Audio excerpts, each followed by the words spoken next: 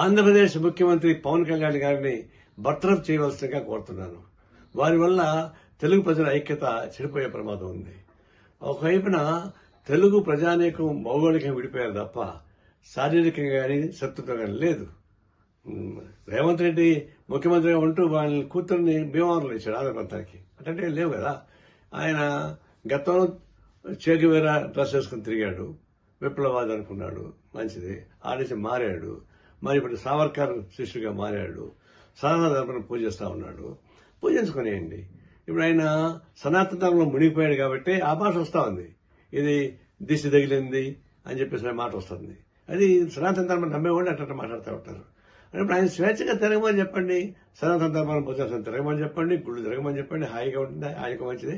అనే కానీ రాజకీయ నాయకుడు కానీ తగడు ఉప ముఖ్యమంత్రిగా ఉంటే రాష్ట్ర ప్రజలకు ఉపయోగపడదు కాబట్టి తక్షణం వారిని బర్తరఫ్ చేయవలసిందిగా కోరుతా ఉన్నాను.